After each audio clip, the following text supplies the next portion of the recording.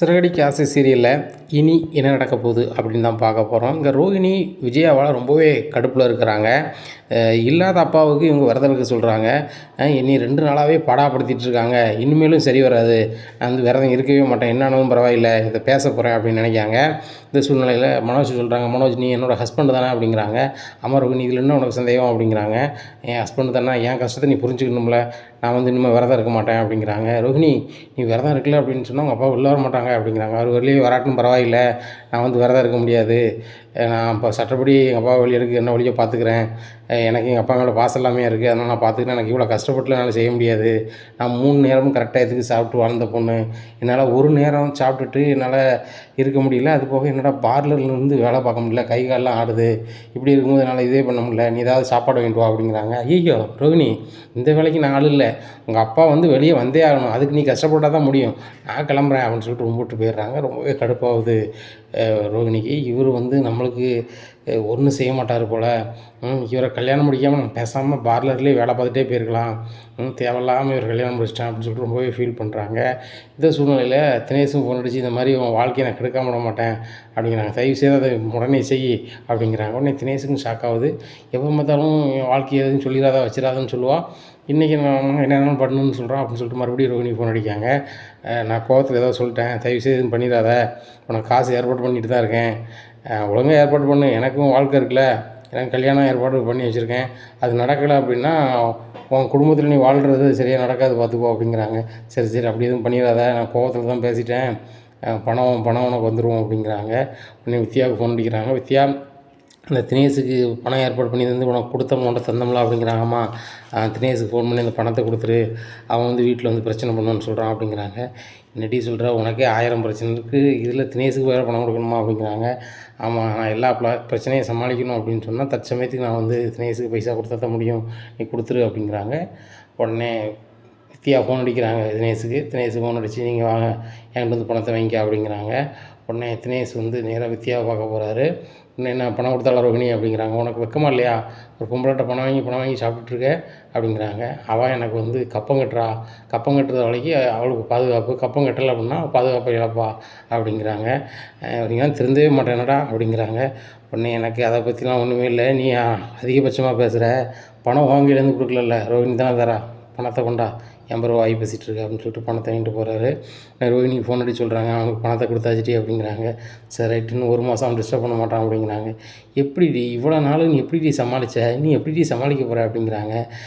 இல்லை வித்யா, எப்படியாவது சமாளித்து தான் ஆகணும், இங்கே வீட்டில் வேறு புது பிரச்சனை ஆயிடுச்சு, ஆன்ட்டி வந்து விரதம் இருக்க சொல்லிட்டுறாங்க, இன்றைக்கி 2வது நாள் முடிஞ்சிருக்கு, இன்றைக்கி 3வது நாளுக்கு ஏதாவது ஒன்று பண்ணணும்னு சொல்லுவாங்க, என்ன சொல்ல போகிறாங்களோன்னு சொல்லிட்டு எனக்கு ரொம்பவே பயமாக இருக்குது அப்படின்னு சொல்லிகிட்டு இருக்காங்க. உடனே விஜயா வந்து வராங்க ரோகிணி ரூமுக்கு.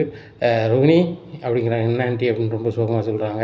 வா நம்ம கோயில் கிளம்பும் அப்படிங்கிறாங்க. எதுக்கு ஆண்டி அப்படிங்கிறாங்க. என்ன சொல்கிறேன், 48 நாள் விரதம் இருக்க சொல்லியிருக்கோம்ல, இன்றைக்கி 3வது நாள், இன்றைக்கி வந்து நம்ம கிரிவலம் சுற்றுறோம் வெறுங்காலோட, ஒரு 12 கிலோமீட்டர் நீ வந்து சுற்றணும் அப்படிங்கிறாங்க. என்ன 12 கிலோமீட்டர்னு வெறுங்காலில் வெயிலெலாம் தானம்மா அப்படிங்கிறாங்க. நீ சுற்றி தான் ஆகணும், நானும் உன் முன்னாடியே வரேன், எதுக்காக, என் சம்மந்தி வெளியே வரணும், உங்கள் அப்பா வெளியே வரணும்னு சொல்லி தான், நீ சுற்றும்போது உன் கூடயே வரோம்ல, நானும் வெறுங்களோட தான் நடக்கேன் அப்படிங்கிறாங்க. இல்லை ஆண்டி, நான் வெறுங்களோட நடந்து பழக்கம் இல்லை அப்படிங்கிறாங்க. பழகிக்க வா அப்படிங்கிறாங்க. ஆண்டி அப்படிங்கிறாங்க. சரி வா அப்படின்னு சொல்லிட்டு கூப்பிட்டு போயிடுறாங்க. மனோஜுக்கு ஃபோன் அடிக்காங்க விஜயா. டேய் எங்கடா இருக்க அப்படிங்கிறாங்க. ஏம்மா எங்கள் ஃப்ரெண்டை பார்க்க வந்திருக்கேன் அப்படிங்கிறாங்க. டேய் உன் பொண்டாட்டி வந்து விரதம் இருக்கா, அவளுக்கு நீ சப்போர்ட்டாக கூட இருக்கணும், எங்கே போனேன் அப்படிங்கிறாங்க. இல்லைம்மா நீங்கள் கோயிலுக்கு போங்க, நான் கோயிலுக்கு வந்துடுறேன் அப்படிங்கிறாங்க. கோயிலில் போய் மஞ்சள் தண்ணி ஊற்றுறாங்க ரோகிணி மேலே. ரோகிணிக்கு சரியான கடுப்பாகுது. இந்த ஆண்டி இத்தனை கிலோமீட்ரு வந்து என்னையை வந்து கிரிவலம் வர சொல்கிறாங்களே அப்படின்னு சொல்லிட்டு ரொம்பவே கடுப்பாகுது. வேறு வழியே இல்லாமல் போகிறாங்க. கால் கையெல்லாம் சுடுது, காலில் மண் கல்லெல்லாம் குத்துது, அவங்களுக்கு வலி தாங்கலை. ஆண்டி எனக்கு இதுக்கு மேலே முடியல, கால்லேருந்து அதுவும் எனக்கு வந்து கால் சிதைஞ்சிட்டு அப்படி இப்படின்னு சமாளிக்காங்க. இல்லை எது சிதைஞ்சாலும் நீ வந்து அந்த ரவுண்டு அடித்து தான் ஆகணும், அதுபோக நீ அடித்தா தான் அப்பா வெளில வருவார், இன்றைக்கி 3வது நாள் முக்கியமான நாள், அதனால் நீ சுற்றி ஆகணும் அப்படிங்கிறாங்க. என்ன ஆண்டி சொல்கிறீங்க அப்படின்னு சொல்லிட்டு அப்படியே சுற்றிக்கிட்டே வராங்க. இங்கே கால் ரொம்ப புண்ணாயிடுது, அவங்களால நடக்க முடியலன்னு நொண்டிக்கிட்டே வராங்க. இந்த சூழ்நிலையில் ஆண்டி எனக்கு முடியலை, ஒரு ஆட்டோவை சொல்லுங்கள், வீட்டுக்கு போயிடுவோம் அப்படிங்கிறாங்க. ரோகிணி, நம்ம ஆட்டோலாம் போகக்கூடாது, வெறுங்களோட தான் போகணும் அப்படிங்கிறாங்க பார்வதி ஆண்டி. இதை பார்த்த ரோஹிணிக்கு ரொம்ப கடுப்பாகுது. எங்கள் மாமியாரோட இது ரொம்ப ஓவரா பண்ணுது அப்படின்னு சொல்லிட்டு, சரி ஆண்டி போவோம் வாங்க அப்படின்னு சொல்லிட்டு நொண்டி நொண்டு போகிறாங்க. இதை கார் ஆஃபருக்கு போயிட்டு முத்து வீட்டுக்கு திரும்பி வராரு. ரோஹிணி நொண்டி நொண்டி வரதை பார்த்தோன்னா, என்ன பார்லரம்மா இது புது மூமெண்டா அப்படிங்கிறாங்க. உடனே ரொம்ப கடுப்பை கலப்பாதீங்க உங்கள் வேலையை பாருங்கள் அப்படிங்கிறாங்க. உடனே விஜயா சொல்கிறாங்க முத்துட்ட, இவனுக்கெல்லாம் என்னம்மா தெரியும், ஆன்மீகத்தை பற்றி இவனுக்கு என்ன தெரியும் அப்படின்னு சொல்லிட்டு வீட்டுக்குள்ளே கூப்பிட்டு போகிறாங்க. உடனே மீனா பூக்கடையில் இருந்து நடமாடும் பூக்கடைக்கு போயிட்டு வராங்க. வந்துட்டு ஏங்க நீங்கள் இது ஏன் சாமி விஷயத்துல ஏன் கிண்டல் பண்ணிகிட்டு இருக்கீங்க அப்படிங்கிறாங்க. சாமி விஷயத்தில் கிண்டல் பண்ணல, அந்த பொண்ணு ஒரு மாதிரி வடிவேல் மாதிரி வந்துட்டு இருந்துச்சு, அதை பார்த்தோன்னே தான் நான் வந்துட்டு கேட்டேன், வேறு ஒன்றும் இல்லை அப்படிங்கிறாங்க. சரி சரி விடுங்க அப்படிங்கிறாங்க. வாங்க எல்லோரும் சாப்பிடுவோம் அப்படின்னு சொல்லிட்டு சொல்கிறாங்க. உடனே விஜயா சொல்கிறாங்க, ஆமாம் எனக்கு கிரிவலம் போகும்போது எனக்கு வயிறு பசி தாங்க முடியல, மீனா சாப்பாடு வை அப்படிங்கிறாங்க. உடனே முத்து உட்காந்து சாப்பிட்டுட்ருக்காரு. விஜயா ரொம்ப ஸ்பீடாக பயங்கரமாக சாப்பிட்டுட்ருக்காங்க. இதை பார்த்து முத்து சிரிக்காரு. ஏன்டா சிரிக்கிற அப்படிங்கிறாங்க. இல்லை பையன் சாப்பிடுங்க விற்கிறாமா வயசான காலத்தில் அப்படிங்கிறாங்க. எனக்கு என்னோட வயசாயிருச்சு, 12 கிலோமீட்டர் நீ கிரிவலம் பெறுவியோ, நான் போயிருக்கோம்ல அப்படிங்கிறாங்க. அந்த பொண்ணு தான் போயிருக்கு அப்படிங்கிறாங்க. அந்த பொண்ணு தானே வயிறு பசிக்கும் அப்படிங்கிறாங்க. உடனே அந்த பொண்ணு பார்க்குது ரோகிணி, ஆமாம் ஆமாம் இப்போ முத்து ஒன்றும் சொல்ல மாட்டார், ஏற்கனவே நம்ம டேபிளில் உட்காரும்போது நீ விரதம் தானே இருக்க, அந்த சாப்பாடெலாம் சாப்பிடக்கூடாது, உப்பில்லாத சாப்பாடு தான் சாப்பிடணும், கூழ் தான் சாப்பிடணும்னு சொன்ன முத்தே அந்த பிள்ளையும் சாப்பிடாம இருக்குன்னு சொல்லுதாரு, நம்ம போய் சாப்பிட்ருவோம்னு சொல்லி டேபிளில் உட்காந்துருக்காங்க. இன்னும் விஜயா பார்க்குறாங்க, என்ன ரோகிணி டேபிளில் வந்து உட்காந்துருக்கு என்ன அப்படிங்கிறாங்க. இல்லாண்டி நானும் எனக்கும் வயிறு பசிக்கு நானும் சாப்பிட போகிறேன் அப்படிங்கிறாங்க. ரோகிணி நீ காலையில் வந்து சூரிய உதயம் வரதுக்கு முன்னாடி சாப்பிட்டால அதோட முடிஞ்சது, இன்னுமே இன்றைக்கி சாப்பாடு கிடையாது, இன்னுமே நாளைக்கு தான் அப்படிங்கிறாங்க. உடனே முத்து சிரிக்கிறாரு. இந்த பொண்ணை அம்மா முடிச்சு விட்ருவாங்க போல் அப்படிங்கிறாங்க. ஏங்க நீங்கள் சும்மா இருங்க அப்படிங்கிறாங்க. சரி சரி நான் போகிறேன் அப்படின்னு சொல்லிட்டு ரூமுக்கு போகிறாரு. அங்கே போய் இருக்கார். உடனே ரொம்ப சவுண்டாக சிரிக்கார். ஏங்க இவ்வளோ சவுண்டாக சிரிக்கிங்க அப்படிங்கிறாங்க. இல்லை அந்த பொண்ணு ஆடிய ஆட்டம் என்ன, பாடிய பாட்டம் என்ன, இப்போ என்னன்னா அந்த பொண்ணு அடங்கி உடங்கி கிடக்கு. எங்கள் அம்மா இன்றைக்கி தான் வந்து சினிமாவில் உள்ள வில்லி மாதிரியே டைரெக்டாக பண்ணுறாங்க, இன்டைரக்டாக தான் பண்ணிகிட்ருப்பாங்க, இப்போ டைரெக்டாகவே அந்த பொண்ணு முன்னாடி இறங்கிட்டாங்க. நான் உங்ககிட்ட தான் வந்து இப்படி காட்டுவாங்கன்னு நினச்சேன், இப்போ பாரு விரதங்கிற ரூபத்தில் எங்கள் அம்மா அப்படிலாம் பண்ணுதாங்க அப்படிங்கிறாங்க. ஏங்க குடும்பம் நல்லா இருக்குன்னு சொல்லி அத்தை நினைக்காங்க, அதனால தானே ரோஹிணியை செய்ய வச்சுருக்காங்க அப்படிங்கிறாங்க. எனக்கு பார்க்க அப்படி தெரியல, ரோஹிணி மேலே ஏதோ காண்டு, அதனால் எங்கள் அம்மா பண்ணுதாங்கன்னு மட்டும் தெரியுது அப்படிங்கிறாங்க. ஏங்க அப்படிலாம் கிடையாது, அத்தையும் ரோஹிணிக்காக தன்னை வருத்திக்கிட்டு தான் செய்கிறாங்க. அவங்க வந்து ஊர்வலம் போகும்போது கிரிவலம் போகும்போது பின்னாடியே தானே போயிருக்காங்க அப்படிங்கிறாங்க. மீனா போயிருக்காங்க, எதுக்கு போயிருக்காங்கன்னு உனக்கும் தெரியும் எனக்கும் தெரியும், ஆனால் நீ சொல்ல மாட்டேன் நான் சொல்லுவேன். மலேசியா சம்மந்தி வந்தால் மனோஜ் பெரிய பணக்காரன் ஆயிடுவான் அப்படி இப்படின்னு சொல்லி நினச்சி தான் இவங்க செய்கிறாங்க. இல்லைன்னா ஒரு மனுஷன் வந்து நல்லா இருக்கணும்னு நினச்சி அவங்க செய்ய போகிறதே கிடையாது, அவங்க டைப் அதுவே கிடையாது அப்படிங்கிறாங்க. ஏங்க சவுண்டாக பேசாதீங்க, யாரும் கேட்டாதுன்னு நினைப்பாங்க அப்படிங்கிறாங்க. கேட்டால் என்ன உண்மை தானே சொல்கிறேன் அப்படிங்கிறாங்க. இந்த ரோஹிணிக்கு ரொம்பவே இதாக இருக்குது, எல்லோரும் சாப்பிட்றாங்க, நம்மளால் பார்க்க மட்டும்தான் முடியுது, வயிறு வேறு ரொம்ப பசிக்க, இந்த ஆன்ட்டி வேறு நீ சும்மா இருக்க விடாமல் அங்கே இங்கேன்னு சொல்லிட்டு நீ அழைச்சிட்டாங்களே, இன்னும் பார்லருக்கு எப்படி போவேன் அப்படின்னு சொல்லி முடிச்சிட்ருக்காங்க. இந்த சூழ்நிலையில் ரோஹிணி பார்லரில் நம்ம போய் இருப்போம், ரோஹிணி கோயிலுக்கு அங்கங்கே நனைஞ்சிட்ருக்கா, அதனால் தொழில் ஒழுங்காக நடக்கான்னு சொல்லி நம்ம போய் பார்ப்போம் அப்படின்னு சொல்லிட்டு மனோஜ் வந்து பார்லர் போகிறாரு. போனோன்னு ரிசப்ஷனில் கேட்குறாங்க, ரோஹிணி ஹஸ்பண்ட் எனக்கு தெரியுதுல அப்படிங்கிறாங்க. தெரியும் சார் அப்படிங்க. நான் உட்காரட்டுமா இல்லை அப்படிங்கிறாங்க.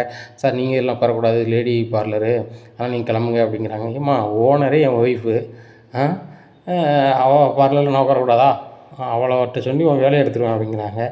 என் வேலையை நீங்கள் எடுப்பீங்களா, என் வேலையை எடுக்க அதிகாரம் உங்களுக்கு இல்லை அப்படிங்கிறாங்க. ஓ ரோஹிணி உனக்கு இவ்வளோ திமுறை கொடுத்து வச்சுருக்கா, நான் ரோஹினிட்ட பேசிக்கிறேன் அப்படின்னு சொல்லிட்டு மனோஜ் கிளம்புறாரு. உடனே மனோஜுக்கு ரோஹிணி கால் பண்ணுறாங்க. என்ன ரோஹிணி சொல்லு அப்படிங்கிறாங்க. கோயிலுக்கு வருவேன்னு சொன்னீங்க வரவே இல்லை அப்படிங்கிறாங்க. இல்லை ரோஹிணி அங்கே வந்தால் என்கிட்ட வந்து கால் வலிக்கு அப்படி இப்படின்னு சொல்லுவேன், எனக்கும் மனசு கஷ்டமாக இருக்கும், எங்கள் அம்மாட்ட என்னால் பேச முடியாது, அதான் ஒன்றும் சொல்ல முடியல, அதான் பார்க்கில் போய் கொஞ்ச நேரம் இருந்துட்டு அப்படியே உன்னுடைய பார்லருக்கு வந்தேன். சரி பார்லர் நிர்வாகத்தையாவது நம்ம பார்ப்போம், இவள் கோயில் இருக்குது வரைக்கும் அப்படின்னு நினச்சி வந்தேன் அப்படி. அங்கே எதுக்கு நீ போனேன் அப்படிங்கிறாங்க. நீ இன்னும் இப்படி சொல்கிற, உங்கள்கிட்ட வேலை பார்க்குற பொண்ணு இப்படி சொல்லுது, நீங்கள் எதுக்கு வரீங்க, இது வந்து லேடிஸுக்கு வரக்கூடிய பார்லரு, நீங்கள் எப்படி வருவீங்க உள்ள அப்படிங்கிறாங்க. வந்துட்டேன், அந்த மாதிரி பொண்ணுலாம் வேலைக்கு வைக்காத, வேலையை விட்டு தூக்கிடு அப்படிங்கிறாங்க. சரி மனோஜ் நான் தூக்கிறேன், நீ முதல்ல வீட்டுக்கு வா அப்படிங்கிறாங்க. உடனே வீட்டுக்கு போகிறாங்க. வீட்டுக்கு போனால் மனோஜ் எனக்கு வயிறு ரொம்ப பசிக்கு, ஏதாவது வாங்கிட்டு வாங்க வெளில போய் அப்படிங்கிறாங்க. ஐயையோ சரியே வராது, எங்கள் அம்மாவுக்கு தெரிஞ்சு அவ்வளோதான் அப்படிங்கிறாங்க. உடனே மனோஜ் ஒன்று நான் கஷ்டப்பட்டு கல்யாணம் முடித்து எல்லா வகையிலும் நான் என்னால் முடிஞ்சது செஞ்சுருக்கேன், எனக்கு இதை மட்டும் நீ செய்ய மாட்டியா அப்படிங்கிறாங்க. அதுக்கு வாய்ப்பே இல்லை ரோகிணி, ஏன்னா அம்மா வந்து உங்களோட பேசுகிறத பார்த்தா கூட என்ன சத்தம் போடுவாங்க, ரோகிணி தனியாக இருக்கும் நீ தனியாக இருக்கும்னு நினைப்பாங்க. அதனால தான் பெரும்பாலும் நான் வீட்டில் கூட இருக்கிறது இல்லை, என் ஃப்ரெண்டு வீட்டுக்கு போகிறேன், பார்க்குக்கு போகிறேன், அங்கே போகிறேன் இங்கே போகிறேன்னா காரணம் அதுதான். நான் நேரில் பார்க்கும்போது உன்கிட்ட பேசுவேன், அது போக பக்கத்தில் உட்காருவேன், அம்மா வந்து தப்பாக நினைப்பாங்க. அது போக உங்கள் அப்பா வந்து சீக்கிரம் வந்து ஜெயிலேருந்து வெளியே வரணும்னா நீ கண்டிப்பாக அந்த கஷ்டத்தெலாம் அனுபவிச்சு தான் ஆகணும், நானும் உனக்காக மனசே கஷ்டப்பட்டுனாலும் நானும் இதை அனுபவிச்சு தான் ஆகணும் அப்படிங்கிறாங்க. உடனே சொல்கிறாங்க, மனோஜ் இது சரியே வராது. உங்கள் அம்மாட்ட சொல்லுங்கள் மனோஜ், எனக்கு வந்து ஒவ்வொரு நாளும் ஒவ்வொரு பிரச்சனையும் அவங்க அம்மா பண்ணிகிட்ருக்காங்க. தினம் ஒன்று ஒன்று பண்ண சொல்கிறாங்க. இன்றைக்கி நான் கிரிவலான்னு சொல்லிட்டு 12 கிலோமீட்டர் சுற்ற விட்டாங்க. நாளைக்கு வந்து பூ மிதிக்கணுமா, என்னால் எப்படி முடியும்? அப்புறம் அலகு குத்தணுமாங்க. இப்படி ஒன்று ஒன்றா செஞ்சிட்ருப்பாங்க. என்னால் முடியவே முடியாது. எங்கள் அப்பா வெளில வராரு, வரல, என்னாலலாம் நம்ம விரதம்லாம் இருக்க முடியாது மனோஜ் அப்படிங்கிறாங்க. என்ன நீ இப்படி சொல்கிற அப்படிங்கிறாங்க. உடனே விஜயாவுக்கும் கேட்டுருது, ரோகிணி நீ பேசுறதெல்லாம் நான் கேட்கு, நீ விரதம் இருக்கிறது உங்கள் அப்பாவுக்கு தான், எங்கள் அப்பாவுக்கு இல்லை. எங்கள் குடும்பத்தில் யாருக்கும் உடம்பு முடியல, இல்லை எங்கள் குடும்பத்தில் யாரும் வெளியே வரணும்னு சொல்லி நீ விரதம் இருக்க சொல்கிறோமா? உங்கள் அப்பாவுக்கு தான் இருக்க. உங்கள் அப்பா இருக்கார்ல அப்படிங்கிறாங்க. ஆமாண்டி ஆமாம் அப்படிங்கிறாங்க. உங்கள் அப்பா இருக்காருன்னா நீ விரதம் இருந்து தான் ஆகணும். என்ன இதை வந்து நான் ஏன் இப்படி சொல்கிறேன் அப்படின்னா, நன்மைக்கு தான் சொல்கிறேன். எனக்கும் கஷ்டமாக தான் இருக்குது நீ கஷ்டப்படும் போது. நல்லா செழிப்பாக வளர்ந்த பிள்ளை சாப்பிடாம வைக்காமல் இருக்க, அது போக இவ்வளோ உடலில் வருத்துற, செருப்பே போட்டுலாம் அந்த வீட்டுக்குள்ளேயே செருப்பு போட்டுலாந்துற பிள்ளை, செருப்பு போடாமல் ஆந்திர வைக்கிற, அதை பார்க்கும்போது கஷ்டமாக தான் இருக்குது. அதெல்லாம் தாங்கிக்கிடணும். தாங்கினா தான் சம்மந்தி ஜெயிலேருந்து வெளியே வருவார் அப்படிங்கிறாங்க. என்ன ஆண்டி இப்படி பண்ணிகிட்ருக்காங்க அப்படின்னு சொல்லி முடிச்சிட்ருக்காங்க. இந்த சூழ்நிலையில் முத்து சொல்கிறாரு மீனாட்ட, மீனா ஃபாரின் கஸ்டமர்கள் வந்திருக்காங்களா, அவங்க எங்கனையே வச்சு தான் எல்லா பக்கமும் சுற்றுறாங்க, அவங்க ஒரு இடத்துக்கு போகணுங்கிறாங்க, அவங்கள கூட்டி போகணும், நான் போகிறேன் அப்படிங்கிறாங்க. உடனே சரிங்க வெளியில் கிளம்புறீங்க, வெயில் ஓவராக இருக்குது, கொஞ்சம் தண்ணி குடிச்சிட்டு போங்க அப்படிங்கிறாங்க. சரி மீனா அப்படின்னு சொல்லிட்டு டைனிங் டேபிளில் செல்லை வச்சுட்டு நல்லா வயிறார தண்ணி குடிக்கிறாரு. ஏங்க தண்ணி குடிச்சிட்டிங்களா, ஒரு நாளைக்கு 4 லிட்டர் குடிக்கணும்னு சொல்லி இப்போ உள்ள வெயில் காலங்களில் சொல்லுதாங்களே அப்படிங்கிறாங்க. ஆமாம் மீனா, 4 லிட்டர் குடித்தோம்னா கார் அங்கங்கே தான் படிட்டு கிடக்கணும், அதனால் நான் வந்து வழக்கம் போல் எப்போ அவ்வளோ தண்ணி குடிப்பேனோ அதே தண்ணி குடிச்சிட்டு இருக்கேன் மீனா அப்படிங்கிறாங்க. சரிங்க போய்ட்டு வாங்க அப்படிங்கிறாங்க. உடனே கிளம்புறாங்க. அப்போ கிளம்பும்போது ஃபோனை டைனிங் டேபிளில் வச்சுட்டு போயிடுறாங்க. அப்போ முத்துக்கு ஜீவா ஃபோன் அடிச்சுட்டே இருக்காங்க. இந்த முத்து வாரன்னு சொன்னாங்களே, நேரம் ஆயிடுச்சு அப்படின்னு சொல்லிட்டு அடிச்சுட்டே இருக்காங்க. இந்த சூழ்நிலையில் கனடா மேடம் அப்படின்னு சொல்லி பதிஞ்சு வச்சுருக்காங்க. செல்ஃபோனில் ஃபோட்டோ வந்து ஜீவா ஃபோட்டோ வந்துகிட்டே இருக்குது. இதை பார்த்த ரோஹிணிக்கு ரொம்பவே ஷாக் ஆகுது. இந்த ஜீவாவுக்கும் முத்துக்கும் என்ன பழக்கம்? ஜீவா ஃபோன் அடிக்கிறாங்க இவனுக்கு, இது வந்து மனோஜ் காட்டின ஃபோட்டோ தானே அப்படின்னு சொல்லிட்டு நேராக ரூம்குள்ளே போகிறாங்க. உடனே தேடுறாங்க, ஒரு ஃபோட்டோவை எடுத்து தேடுறாங்க. அப்போ இது ஜீவா ஃபோட்டோ தான். அப்போ இது வந்து முத்துக்கு அடித்தது வந்து ஜீவா தான். சரி ரைட்டு, இது இப்போ என்ன செய்யலாம் அப்படின்னு சொல்லிட்டு ரொம்ப யோசிக்காங்க. அப்போ தான் யோசிக்காங்க, இந்த மனோஜ் எதை செஞ்சாலும் சோம்பேறித்தனமாக தான் செய்வார், எப்படியாவது இந்த ஜீவாவை பிடிக்கணும், பிடிச்சி வந்து இந்த பணத்தை வாங்கியே ஆகணும் அப்படின்னு சொல்லிட்டு நினைக்காங்க. நம்ம இதை மனோஜ்கிட்ட சொல்லிடுவோமா அப்படின்னு நினைக்காங்க. இல்லை மனோஜ் வந்து ஏதோ ஒரு வகையில் சொதப்ப பார்ப்பான், நம்ம வந்து விரதத்தை செய்யக்கூடாதுங்கிறதுக்காக அன்னைக்கு சுத்த கூட்டி போவோம். அன்னைக்கு ஜீவாவை பற்றி விசாரிக்கும் போது கூட தன்னம்பிக்கை எதுவுமே பேச மாட்டுறாரு, இது சரி வராது. இந்த முத்து உதவியை நாடி தான் வந்து எப்படியாவது அந்த ஜீவாவை தூக்கி அவட்ட பணத்தை வாங்கி ஆகணும்னு நினைக்காங்க. இந்த சூழ்நிலையில் முத்து நேராக ஜீவா ஹோட்டலுக்கு வந்துடுறாங்க. முத்து உங்களுக்கு எத்தனை வாட்டி கால் பண்ணேன் அப்படிங்கிறாங்க. இல்லை மேடம் ஃபோனை வீட்டில் மறந்து வச்சுட்டு வந்துட்டேன், அதான் கரெக்டாக வந்துட்டோம் மேடம் அப்படிங்கிறாங்க. நீங்கள் கரெக்டாக வருவீங்கன்னு தெரியும், சரி ரைட்டு கொஞ்சம் வெயிட் பண்ண வேண்டியிருக்கும் நீங்கள் ஒரு 10 நிமிஷம், அதான் சொல்லிடலான்னு பார்த்தா ஃபோன் அடித்தேன் அப்படிங்கிறாங்க. என்ன மேடம் அப்படிங்கிறாங்க. இல்லை என் ஃப்ரெண்டு வந்திருக்கா, கொஞ்சம் பேசிகிட்டு இருப்போம், அதுக்கப்புறம் உங்களுக்கு நான் கால் பண்ணுறேன், நீங்கள் வந்து போயிடலாம் அப்படின்னு சொல்லிட்டு தான் நினச்சேன் அப்படிங்கிறாங்க. இல்லை மேடம் நான் வெயிட் பண்ணுறேன் அப்படிங்கிறாங்க. ஹோட்டலுக்கு வெளியே வெயிட் பண்ணுறாங்க ரிசப்ஷனில். உடனே அதுக்கப்புறம் ஒரு 10 நிமிஷம் கழிச்சு வராங்க. சரி வாங்க முத்து நம்ம கிளம்புவோம் அப்படிங்கிறாங்க. எங்கே மேடம் போகணும் அப்படிங்கிறாங்க. அடையார் வரைக்கும் போகணும் அப்படிங்கிறாங்க. சரி மேடம் போவோம் அப்படின்னு சொல்லிட்டு அடையார் வரைக்கும் வண்டி போகுது. உடனே இங்கே தான் ஒரு இடம் ஒன்று வாங்க போகிறேன், அதுக்கு அட்வான்ஸ் கொடுக்கணும் அப்படிங்கிறாங்க. சரி மேடம் கொடுங்க அப்படிங்கிறாங்க. அட்வான்ஸ் கொடுக்குறாங்க. முத்து ஒரு ஃபோட்டோ ஒன்று எடுங்களேன் அப்படிங்கிறாங்க. உங்கள் செல்லில் ஒரு ஃபோட்டோ எடுங்க, அதை எனக்கு என்னோடய வாட்ஸ்அப் நம்பருக்கு அனுப்பிவிட்ருங்க அப்படிங்கிறாங்க. சரிங்க அப்படின்னு சொல்லிட்டு செல்ஃபோனில் ஃபோட்டோ எடுக்கிறாங்க. எடுத்து அட்வான்ஸ் கொடுக்குறாங்க. மேடம் அந்த ஃபோட்டோ உங்களுக்கு அனுப்பிவிட்டுமா அப்படிங்கிறாங்க. அனுப்பிடுங்க அப்படிங்கிறாங்க. எதுக்கு தெரியுமா முத்து ஃபோட்டோ எடுக்க சொன்னேன், இப்போ இந்த காலத்தில் வந்து பணத்தை கொடுத்தா யாருமே வேங்கலாம் வைக்கலன்னு சொல்லுவாங்க, இப்போ நம்ம ஆன்லைனில் பண்ணியிருந்தால் எவிடன்ஸ் இருக்கும், இது வேறு எவிடன்ஸ் இல்லைல்ல அதான் அப்படிங்கிறாங்க. சரி மேடம் நீங்கள் கனடாலேருந்து வந்திருக்கீங்க, ரொம்ப தெளிவாக தான் இருக்கீங்க மேடம் அப்படிங்கிறாங்க. இல்லை இந்த காலத்தில் வந்து தெளிவு இல்லைன்னா ஒன்றுமே செய்ய முடியாது முத்து அப்படிங்கிறாங்க. சரி ரைட்டு நீ ஹோட்டலில் விட்ருங்க அப்படிங்கிறாங்க. ஹோட்டலில் விட்றாங்க. முத்து இந்தாங்க டிப்ஸ் வச்சுக்கோங்க அப்படிங்கிறாங்க. மேடம் நான் ஒரு நாள் யாரையும் டிப்ஸ் வாங்க மாட்டேன், என் உழைப்பு கிடைச்சா போதும், இன்றைக்குள்ளே கூலி மட்டும் கொடுக்க மாட்டோம் அப்படிங்கிறாங்க. கொடுக்குறாங்க. நேராக வீட்டுக்கு வராங்க. வீட்டுக்கு வந்துட்டு சொல்கிறாங்க, மீனா இன்றைக்கி எவ்வளோ தான் வேலை அப்படிங்கிறாங்க. நீ வண்டிக்கு போகலையா அப்படிங்கிறாங்க. இல்லை ஒரு ஃபாரின் கஸ்டமர் ஒன்று கிடச்சிருக்காங்கல்ல, அவங்க வந்துட்டு முக்கியமான ஆஃபருக்கு வந்து இனி தான் கூப்பிட்றாங்க, நான் தான் போய்ட்டுருக்கேன், அவங்க கை நிறைய கொடுக்குறாங்க, அதனால் வந்து அவங்க ட்ரிப் மட்டும்தான் நீ பார்க்குறாங்க போது வரைக்கும், ஏன்னா அவங்க திடீர்னு கூப்பிடுவாங்க இடையில, நான் வேறு ஏதாவது ஆஃபர் போய்ட்டேன்னா அவங்கள பிக்கப் பண்ண முடியாது, அதனால் வந்துட்டு நான் அவங்களுக்கு மட்டும்தான் அவங்க போது வரைக்கும் ஓட்ட போகிறேன் அப்படிங்கிறாங்க. சரிங்க அது நல்ல யோசனை தான் அப்படிங்கிறாங்க. மீனா பூ கட்டின மாதிரி இல்லை அப்படிங்கிறாங்க. என் தங்கச்சி கிட்ட சொல்லியிருக்கேன், இப்போ ஒரு 3 பேருக்கு டெலிவரி பண்ணிட்டு இப்போ தான் நிற்கிறேன், எனக்கு அலைஞ்சிக்கிட்டே இருக்க தான் முடியுதை தவிர்த்து உட்காந்து கட்ட முடியலைங்க அப்படிங்கிறாங்க. பரவாயில்லையே நம்ம மொபைல் நடமாடும் பூக்கடை வந்து ரொம்ப சூப்பராக செயல்படுது போல் அப்படிங்கிறாங்க. ஆமாங்க, ஒரு நாளைக்கு 10 20 ஃபோன் வருது, 20 இடத்துக்கு போக வேண்டியிருக்கு. போயிட்டு வரதுக்கு நேரம் சரியாக இருக்குது. பூ கட்ட முடியல தான் சீதாவையும் பூ கட்ட சொல்லியிருக்கேன். அவங்களுக்கு அசலை கொடுத்துட்றேன், லாபத்தையும் கொஞ்சம் கொடுக்குறேன் அப்படிங்கிறாங்க. இது நல்லது தான். அடுத்தவங்களுக்கு போகிறதோ காட்டிலும் சீதாவுக்கும் அவங்க அம்மாவுக்கும் கொஞ்சம் பைசா பணம் நல்லது தான் அப்படிங்கிறாங்க. உடனே இதை கேட்ட விஜயா சொல்கிறாங்க, ஆமாம் ஆமாம், பொண்டாட்டி வீட்டுக்கு எல்லாம் செஞ்சுக்கிட்டுரு, இங்கே எதையும் செஞ்சிடாத அப்படிங்கிறாங்க. உடனே முத்து சொல்கிறாரு, எதுவுமா செய்யலை, வீட்டு செலவுக்கு நாங்கள் கரெக்டாக கொடுக்க தான் செய்கிறோம், நானும் மீனாவும் எங்களால் முடிஞ்சு உழைச்சி செஞ்சுக்கிட்டு தான் இருக்கோம். நாங்கள் வந்து பெரிய லெவலில் பார்லர் வச்சோ இல்லைன்னா பலகுரல் கொடுத்தோ பேசலை. நாங்களாம் அன்னாடு உழைச்சி சாப்பிட்டுட்டு இருக்கோமோ, எங்களால் முடிஞ்சதை செய்கிறோம், அவ்வளோதான். சுற்றி இருக்கிறவங்க நல்லா இருக்குன்னு நினைக்கிறது தப்புறமா அப்படிங்கிறாங்க. நீயும் பொண்டாட்டி சொல்லு தானே கேட்ப, அவங்க சொல்லு தானே ஆடுவ அப்படிங்கிறாங்க. உடனே மீனா சொல்கிறாங்க, அத்தை நான் என்னத்தை சொன்னேன், அவர் என்னத்தை ஆட்டினார், பூ கட்ட என்னால் முடியலை, இப்போ நான் டெலிவரி பண்ணும்போது அந்த நிமிஷத்தில் வந்து பூ கட்டதுக்கு ஒரு ஆள் வேணும் அப்படிங்கிறனால சீதாவை கட்ட சொன்னேன், அவங்களுக்கு சம்பளம் கொடுத்துட்டேன், அந்த பூவுக்குள்ள அசலும் கொடுத்துட்டேன்னு தான் சொல்லிகிட்டு இருக்கேன் அப்படிங்கிறாங்க. உடனே முத்து சொல்கிறாரு, எங்கள் அம்மா சொல்கிறதெல்லாம் நீ பெருசாக நினைக்காத, நம்ம தொழில் எப்படி டெவலப் பண்ணலாம் அப்படி மட்டும் பாரு. இப்போ நீ வந்து பூ டெலிவரி பண்ணிகிட்டு இருக்க, இப்போ நம்மளுக்கு பூ கட்டுறதுக்கு ஒரு ஆள் 2 ஆளை போட்டு கட்டுவோம், ஒன்றும் பிரச்சனை இல்லை அப்படிங்கிறாங்க. ஏங்க தேவையில்லாத வேலைலாம் இவன் பார்த்துட்ருக்கான் பாருங்கள் அப்படிங்கிறாங்க. உடனே அண்ணாமலை சொல்கிறார், நீ தான் தேவையில்லாத வேலை பார்த்துட்ருக்க, அவங்க என்னத்தையும் பண்ணிட்டு போகிறாங்க, அதுலேயே நீ மூக்கு நுழைக்க, அவங்க தொழில் எப்படி பண்ணி ஜெயிச்சு வராங்கன்னு அவங்கள பாரு. முத்து ஆட்டோ ஓட்டிகிட்டு இருந்தான், அவன் கஷ்டப்படக்கூடாதுன்னு சொல்லி அவள் கார் வாங்கி கொடுத்துருக்கா. மீனாவுக்கு கடை போச்சு, உடனே நடமாடும் பூக்கடையை அவன் வச்சு கொடுத்துருக்கான். அவங்க 2 பேரும் அவங்கள தாங்கிப்பாங்க. அடுத்த லெவலுக்கு எப்படி போகணும் அப்படின்னு சொல்லிட்டு சின்ன பசங்க அவங்களே யோசிச்சுப்பாங்க.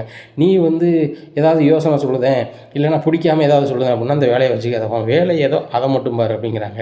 விஜயாவுக்கு சரியான கடுப்பாகுது. இங்கே ரோகிணிக்கு ஒரே சிந்தனை, முத்துட்ட நம்ம ஹெல்ப் கேட்டால் செய்வாரா வைப்பாரா அப்படின்னு சொல்லிட்டு யோசிக்காங்க. சரி வழி இல்லை, மனோஜ்கிட்ட சொல்லினா கண்டிப்பாக அது சொதவும், அதுக்கு முன்னாடி நம்ம வந்து முத்து உதவியோடு இதை செஞ்சுட்டு அதுக்கப்புறம் மனோஜ்கிட்ட சொல்லிக்குவோம். ஏன்னா மனோஜுக்கு வந்து பணம் கிடச்சிட்டு அப்படின்னு சொன்னால் அவன் கனடா போயிடுவான். அப்படி கனடா போனால் நம்மளும் கூட போயிடலாம். அந்த ஆண்டி உங்கள் அப்பாவங்க, உங்கள் சொத்துங்க, அதுங்க இதுங்கன்னு கேட்க மாட்டாங்க. ஏற்கனவே எனக்கு கல்யாணம் முடிஞ்சிட்டு எனக்கு வந்து இந்த லோக்கல் தான் அப்படின்னு தெரிஞ்ச அந்த ஆண்டி இங்கே என்னை வாழையும் விட மாட்டாங்க. அது போக ஒரு குழந்த இருக்குன்னா எங்கள் ஆண்டி நடந்துக்கிற விதமே வித்தியாசமாக இருக்கும். நான் விரதம் இருக்கணும் அப்படிங்கிறதுக்கே என்னை பாடாப்படுத்துது.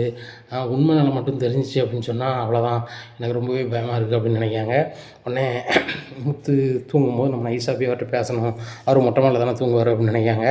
மனோஜ் நினைக்காரு, இங்கே வீட்லேயே நம்ம படுத்துக்கிட்டோம்னா சரி வராது, நம்ம ஃப்ரெண்ட்ஸ் ஊருக்கு போயிடுவோம் ஒரு 2 3 நாளைக்கு, ரோஹிணி தினம் பார்க்கும்போது கஷ்டமாக இருக்குது அப்படின்னு நினச்சிட்டு என்கிட்ட போய் சொல்கிறாங்க, ஏம்மா என் ஃப்ரெண்டு வீட்டுக்கு வரைக்கும் போயிட்டு வரமா அப்படிங்கிறாங்க. எதுக்குடா அப்படிங்கிறாங்க.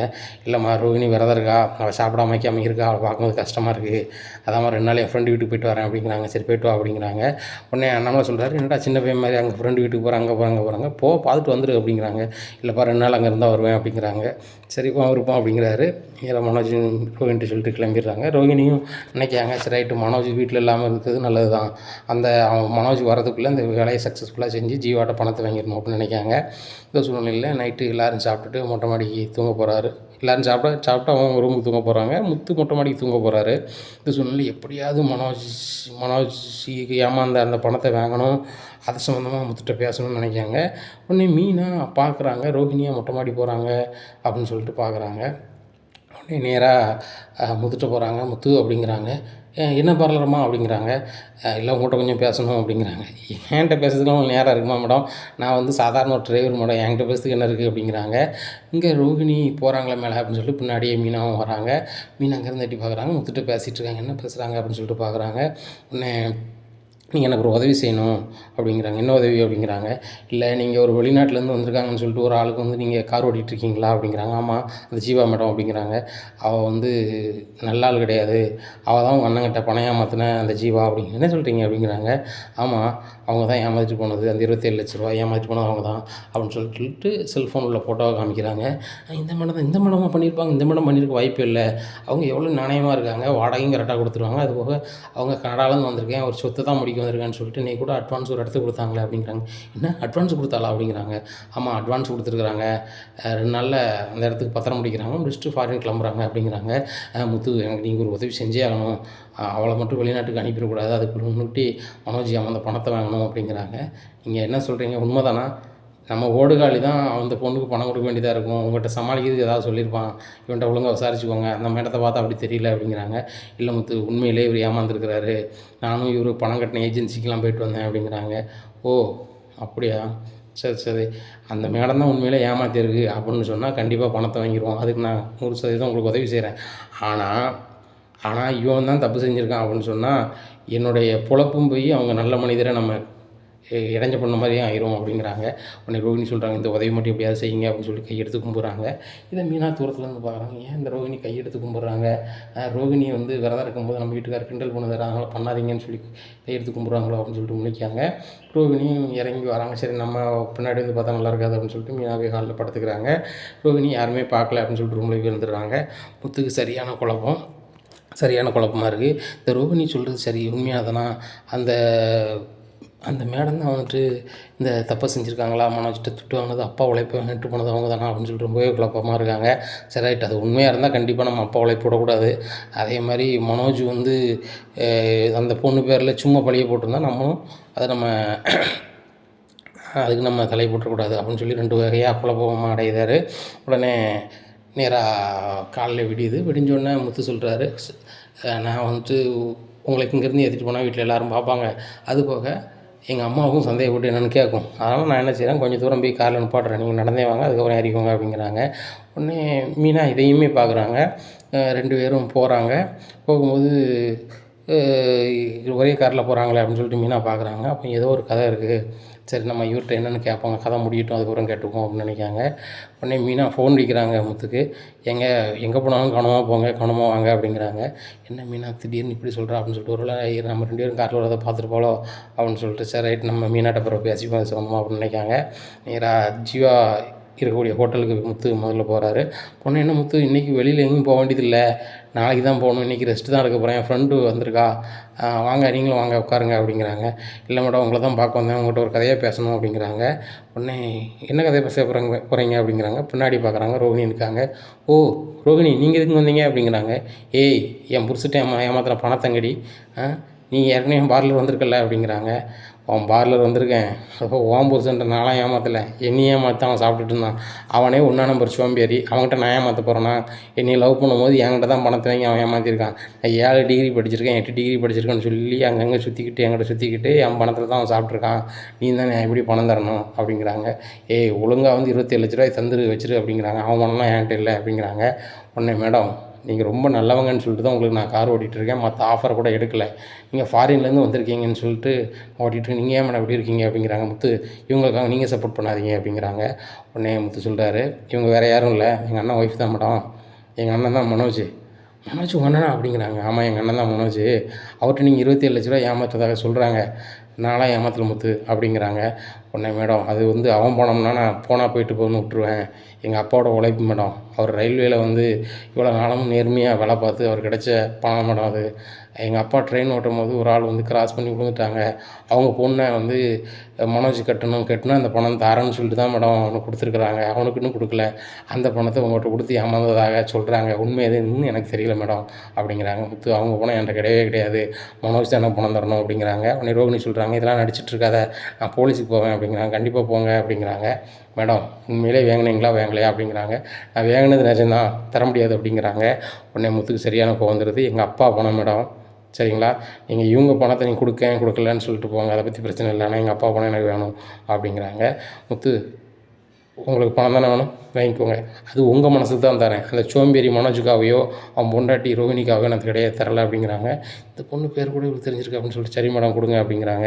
உடனே அவன் ஃப்ரெண்ட்ட சொல்லி அதை எண்ணி கொடுறி அப்படிங்கிறாங்க. எண்ணி கொடுக்குறாங்க. இதை வாங்கின முத்து ரொம்ப நன்றி அப்படிங்கிறாங்க. உடனே ரோகிணி சொல்கிறாங்க, ஏன்ட்ட கொடுங்க பணம் அப்படிங்கிறாங்க. இது எங்கள் அப்பாவோட உழைப்பு, எங்கள் அப்பாட்ட கொடுக்குறேன், எங்கள் அப்பாட்ட சொல்லிட்டு நீங்கள் வாங்கிக்கோங்க அப்படிங்கிறாங்க. நேராக வீட்டுக்கு போகிறாங்க. அப்பா அப்படிங்கிறாங்க. என்னடா வண்டிக்கு போலையா அப்படிங்கிறாங்க. இல்லைப்பா இது உங்கள் பணம் கிடச்சிப்பா அப்படின்னு. ஏன் பணம் கிடச்சா அப்படிங்கிறாங்க. ஆமாப்பா உங்கள் உழைப்புப்பா, ஒட்டுமொத்த உழைப்பும் கிடச்சிச்சுப்பா அப்படிங்கிறாங்க. இதை பார்த்த விஜய் என்ன ஒட்டுமொத்த உழைப்பு கிடச்சிச்சுங்க அப்படிங்கிறாங்க. ஒரு பையை கொட்டுறாங்க, பூரா பணமாக இருக்குது. இதை பார்த்த விஜயாவுக்கு ரொம்பவே ஷாக் ஆகிறாங்க. உடனே மீனாவும் பார்க்குறாங்க, ஓ இது சம்மந்தமாக தான் 2 பேரும் பேசியிருப்பாங்களோ, சரி ரைட் நம்ம பிறகு கேட்டுக்கலாம் அப்படின்னு நினைக்காங்க. உடனே சொல்கிறாங்க, எப்பா அந்த பொண்ணை பிடிச்சாச்சு, மனோஜ் ஏமாந்ததாக சொன்னோம்னா அந்த பொண்ணை பிடிச்சாச்சு, அந்த பொண்ணுகிட்டருந்து வாங்கின பணம் தான்ப்பா, அவங்கன்னே தெரியாமல் நான் அவங்களுக்கு 2-3 நாள் நான் தான் கார் ஓட்டியிருக்கேன் அப்படிங்கிறாங்க. அப்படியாப்பா அப்படிங்கிறாங்க. ரொம்ப சந்தோஷம் அப்படிங்கிறாங்க. உடனே மனோஜ் வந்துட்டார் வீட்டுக்குள்ள. அப்பா பணம் எப்படிப்பா கிடச்சி அப்படின்னுட்டு இருக்காங்க. உடனே அதெல்லாம் இருக்கட்டும் கொஞ்சம் பொறு அப்படிங்கிறாரு முத்து. முத்து இந்த பணம் எப்படி கிடச்சுன்னு சொல்லேன் அப்படின்னுட்டு இருக்காங்க. ஏய் அந்த பொண்ணுகிட்ட வாங்கியாச்சு, கொண்டு வந்தாச்சு சரியா, அப்பா உழைப்ப அப்பாட்ட கொடுத்துட்டேன், உனக்கு வேணும்னா அப்பாட்ட சொல்லி வாங்கிக்கோ அப்படிங்கிறாங்க. உடனே ரோகிணி பேச ஆரம்பிக்கிறாங்க. அங்கிள் நீங்கள் பேசாமல் மனோஜ் கொடுங்க, அவர் பிஸ்னஸ் பண்ணால் பண்ணட்டும், இல்லைனா ஃபாரின் போனாலும் போட்டோம் அப்படிங்கிறாங்க. உடனே நம்ம சொல்கிறாங்க, ஏம்மா இது என்னுடைய சுய உழைப்பு, அதுபோக இந்த மீனாவை கல்யாணம் முடிக்கிறதுக்காக தான் மனோஜ் கொடுத்தேன். ஆனால் வந்து அதுக்கப்புறம் தான் தெரியுது அவன் புத்தியே வந்து வித்தியாசமாக இருந்திருக்குன்னு சொல்லிட்டு, இந்த பணத்தில் வந்து 3 பங்குமா, 3 பையங்க 3 பங்கு அவரே இருப்பாங்க, அவர் ஏற்ற கொடுத்துட்றேன், அவங்க பங்கு அவங்க தந்தா நீ வாங்கிக்காமா, மனோஜ்கிட்ட கொடு, மனோஜ் ஃபாரின் போனால் போட்டும், தொழில் பண்ணால் பண்ணட்டும், ஆனால் 3 பிள்ளைக்கு பிரித்து கொடுத்தேன்னு இருக்கட்டும் அப்படிங்கிறாங்க. உடனே ரவி சொல்கிறாங்க, எனக்கெலாம் வேணாம்பா அப்படிங்கிறாங்க. உங்கள் கடைசி காலத்தில் உங்கள் அக்கௌண்ட்டில் எதுவும் பணம் இருந்தால் தானப்பா நல்லது அப்படிங்கிறாங்க. உடனே ஸ்ருதியும் சொல்கிறாங்க, ரோகிணி நீங்கள் கேட்குறது தப்பு, ரவி சொல்கிறது தான் கரெக்டு, அவங்க காலத்தில் கடைசி காலத்தில் அவங்க அக்கௌண்ட்டில் பணம் இருக்கணும், அதனால் அவங்க அக்கௌண்ட்லேயே இருக்கட்டும் எல்லா பணமுமே, மனோஜ் வந்து சுயமாக உழைச்சி இது பண்ண வேண்டியதான் அப்படிங்கிறாங்க. உடனே ரோஹினிக்கு ரொம்பவே கடுப்பாகுது. இந்த முத்தை கூப்பிடாம நம்மளே மனோஜும் நம்மளும் போயிருந்தால் கூட இந்த பணத்தை மீட்டிருக்கலாம். இன்றைக்கி முத்து வந்து பணத்தை மீட்டு கொண்டு மாமாட்ட கொடுத்தாரு பாருங்க அப்படின்னு சொல்லிட்டு ரொம்பவே கடுப்பில் இருக்காங்க. உடனே சுருதி சொல்கிறாங்க, என் வீட்டுக்காரர் கூட ரெஸ்டாரண்ட் வைக்கணும், நான் எங்கள் அப்பா வச்சு தரேன்னு சொன்னாங்க, அதுபோக நான் கூட ஹெல்ப் பண்ணுறேன்னு, அவர் நான் சுயமாக தான் பண்ணுவேங்கிறாரு, அதே மாதிரி மனோஜும் பண்ண சொல்லுங்கள் அப்படிங்கிறாங்க. அதை கேட்ட ரோஹினிக்கு ரொம்பவே கடுப்பாகுது. இனி என்ன நடக்கும் இந்த விஜயா வீட்டில் அப்படிங்கிறத பொறுத்து இருந்து பார்க்கலாம். நம்ம சேனலை மறக்காமல் லைக் அண்ட் சப்ஸ்கிரைப் பண்ணுங்கள். நன்றி, வணக்கம்.